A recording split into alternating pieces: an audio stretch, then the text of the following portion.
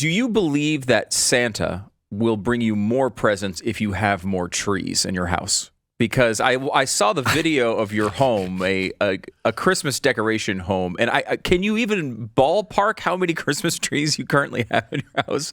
Your house is more forest than house. It is. I always think of what was the comedian who said Christmas was designed by drunk people? He's convinced. We're going to put the lights outside and bring the trees inside. I think we have more than we've ever had. We have 5, I think. That's in the house. Donnie wanted, she was like, I want to feel Christmas. I think that's real. I think it's people as the surrounding world feels darker. We want to live in a forest. Quick, hide behind this tree. We want more hiding places. That's right. Okay. That's exactly right. No, I think people want the light of the holiday season more than ever. Oh, I know I do. And I love it. I'm starting to go to church on Saturday and Sunday. Like, Glenn, would you go home? We don't want you here. You're here too often. Are you trying to move in? No, please don't make me leave the church, please. Please. Sanctuary. We have, my wife plans approximately 3,000 different events around this time of year. Oh, so, I hate that. I don't hate it. I love it. I do going places. And like doing all this stuff. You go see lights. You go to festivals. You go. Yeah, but isn't there a happy medium? Yes. Yeah. And I don't know that we hit it. No, even for her. Lisa doesn't usually live anywhere close to the middle. No. Because she loves Christmas, and so she plans so many events to the point that by the end of the season, she's sick of going to these events. Like, she's tired of it. But we have 2 kids in prime Christmas years. Yeah. So like invite me over. I'll wreck it for them. I know. Believe me, I know you would.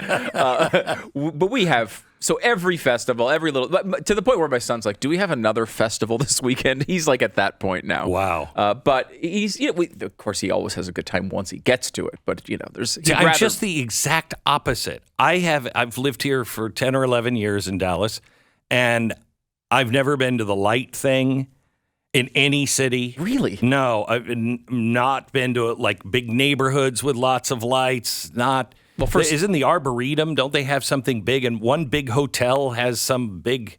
Oh, there's all sorts of stuff to do around. I mean, you wouldn't think of Dallas as the Christmas capital of the world because we're in the South, but it is. I don't think of Dallas, but I do think of Texas putting the Christ back into Christmas. Yeah, there's a lot of that. There's a lot of that. By the way, there's no holiday and winter festivals down here, really. Gateway, the big church here in Dallas, is doing like all these Christmas. They've got like a Christmas comedy show, a play. I mean, yeah, they are crazy great, and I love that. I really do. Too. I mean, there's something about the Northeast, which is where I grew up in the Christmas season where it's cold and it kind of puts the ho in ho ho ho. It's sort of more. Hey, what do you want? Yeah. $25. It's more of the Hunter Biden version of Christmas. Yeah, it really is. Yeah, that's great and everything, but there's also something about how it's going to be like 73 degrees here today, and there's still lots of Christmas lights, and you don't have to freeze. And yeah, I know. I kind of like that too. So, but we have a lot of that stuff going on, and now we have in our house we have high ceilings in this one room where the Christmas tree goes, and we've had a moderately tall Christmas tree, that we bought years ago. We put up every year, and it was kind of. You're a fake Christmas tree people. Yes, I totally. I used to be that way. It's just convenience, Glenn. Yeah. I was the opposite. I was always a real Christmas tree person until the one Christmas where we got a tree, we brought it in the house, and I was not quick to act after Christmas to get the tree out of the house. And the tree became so petrified that I could not remove it from the home anywhere and had to saw off all the branches inside the living room to get it out of the house. So from then on, I was like, convenience. Needles everywhere. No, I want a nice Christmas tree. It's going to look perfect every time we put it up.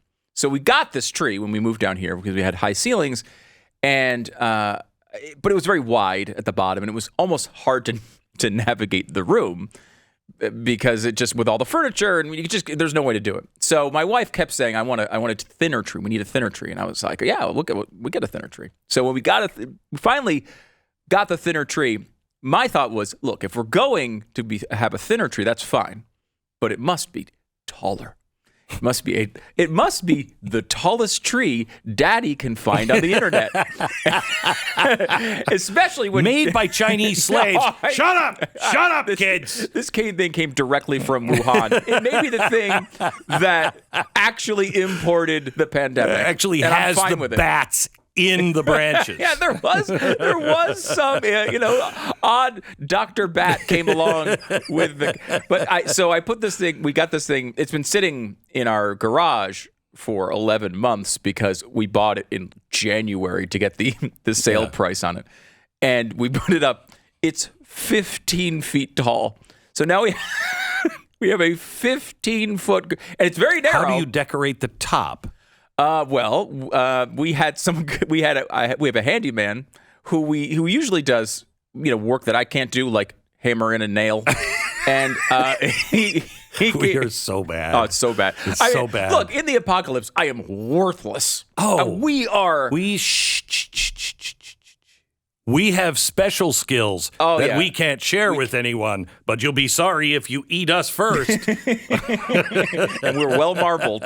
I will tell you. We are tasty. Yes. So he came over, and he's the one. He'll get up on the top of the ladder and not kill himself, because if I did it, I'm 100% certain I'm going to die falling off a ladder. That's just one of my personal beliefs. I don't have a problem with ladders or anything. I have a problem with everyone in my life going, please don't get on the ladder. Please don't get on the ladder. And I'm like, they like you, apparently. They don't want you to just die. know if I die. I haven't told them about the insurance money. They just know if I die. Gravy Train just pulls into that station and we all get off. So please, Dad, don't get up. And it's like a change of light bulb. Dad, please don't get up on a ladder. I've lived almost 60 years. I know how to use a ladder.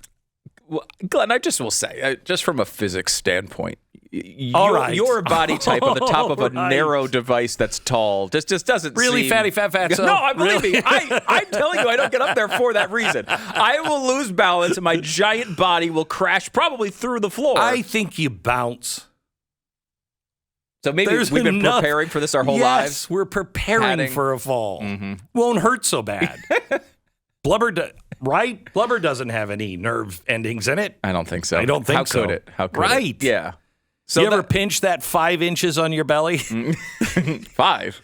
Yeah. And you don't really feel it. It's like, It's just all, the leftover gravy from the meal on Thursday. Oh, by the way, I actually controlled myself on eating. Well, at least for the dinner. And only had one plate. Didn't go up. Now, I'm not saying you get a fact check on this? Is there a... Yeah, you could talk to Tom. I'm not saying it was a small one plate, but it was one plate. How big was the plate? Enormous. So anyway, some say it was a serving dish, but had one, and I actually walked away going, perfect. Didn't overeat. Good First meal, time. didn't feel terrible. Good meal, didn't feel terrible, blah, blah, blah. And then I had an idea. I had a really, really evil, wicked idea. Usually the next day we make waffles out of all of the leftovers. So we'll take I've seen you do this. This is incredible. Oh, it's so good. Have you ever ever explain this process before you even get into the other thing? Yeah. So you just take your waffle iron, okay? And instead of pouring stuff in, you take the stuffing and you just pound it into the bottom. And then you'll take your turkey and put that in, and then you pound that into the stuffing, and then you take, sweet potatoes or potatoes, whatever you've got, and then you close that thing down, and you just let it go until it is like a waffle. And it's not. There's no waffle batter. It's just all the Thanksgiving meal jammed into a waffle iron. And you have to. It takes patience because you're like, I just want to eat this thing right now. But it takes patience before it gets a little crispy on, and then you just pop it out onto your plate. And I like syrup on mine. Wow. It is so good. Okay. So normally we have that. This time, I had another idea. I'm a guy who likes pie. I'm a guy who likes pot pies. Why not take, and I've got pictures of the assembly, take crust, put it in a pie tin, big, thick, big one, and put your crust in, and then you start with a layer of mashed potatoes, and then the sweet potatoes, and then your turkey, and then your cranberry sauce, and then some stuffing, and then a pie lid. You put the crust on as a lid. Oh my gosh! Man. Oh my gosh!